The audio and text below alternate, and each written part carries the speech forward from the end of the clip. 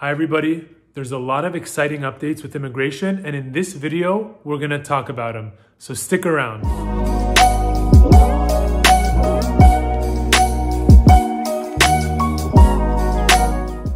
Hi everyone, so for those of you that don't know me, my name is Michael Ashoori, and I'm a US immigration lawyer based in Los Angeles, California. At my law firm, we focus exclusively on immigration law. We work with clients worldwide.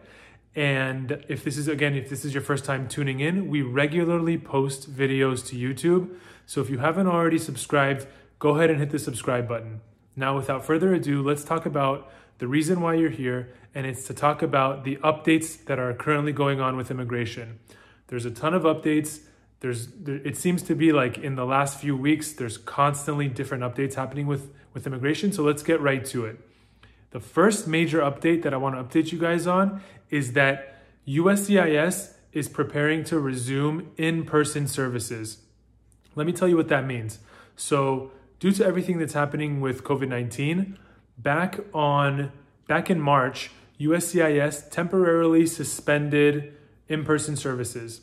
In-person services are, for example, interviews for green card interviews, asylum interviews, different appointments, fingerprinting appointments, so on and so forth. Back in March, those services were temporarily stopped to prevent the spread of COVID-19. However, as of June 4th, USCIS is preparing to resume those services. Now, there's a couple of interesting things about this. USCIS is putting in all kinds of social distancing measures with their reopening. So there's going to be less appointments in a day, less people waiting in waiting rooms. For example, naturalization ceremonies are going to be shorter.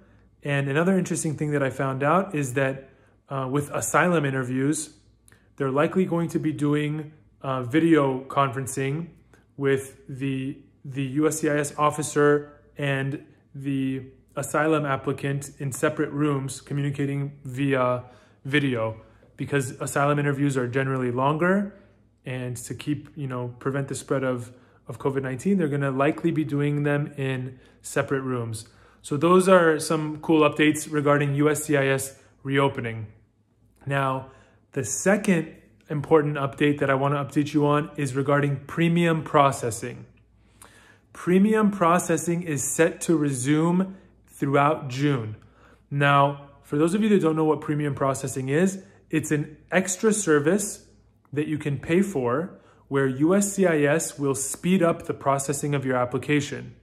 It's available on various non-immigrant and immigrant petitions. And again, due to COVID-19, USCIS temporarily suspended premium processing back in March. However, as I mentioned, USCIS is set to resume premium processing. Specifically, they're going to start out with I-140s, which are immigrant petitions. Eligible I-140s are starting to resume premium processing as of June 1st. And I-129s, which are for non-immigrant petitions, including H-1Bs and other eligible non-immigrant petitions, are going to be eligible for premium processing in phases throughout June.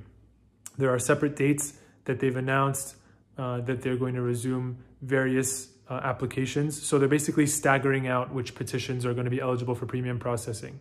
And a very important point that I want to mention to you is that if you've already filed your case, you can still go in and request premium processing after having filed the case by paying the required fee and so on and so forth. So don't think that just because you've already filed your case, it doesn't mean that you still can't apply for premium processing, because you can. As I mentioned, you can apply for premium processing after the fact. So that was the second important update that I wanted to update you on. And now the third important update that I wanted to update you on.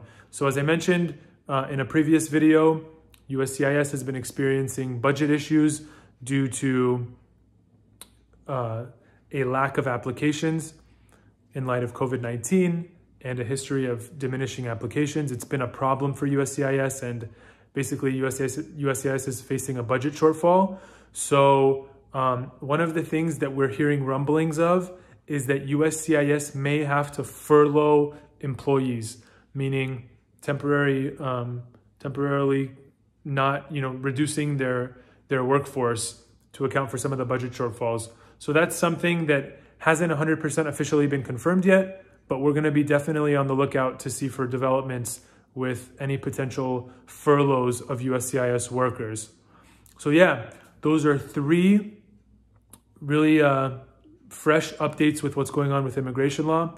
I hope you guys liked it. As always, we're regularly posting immigration videos.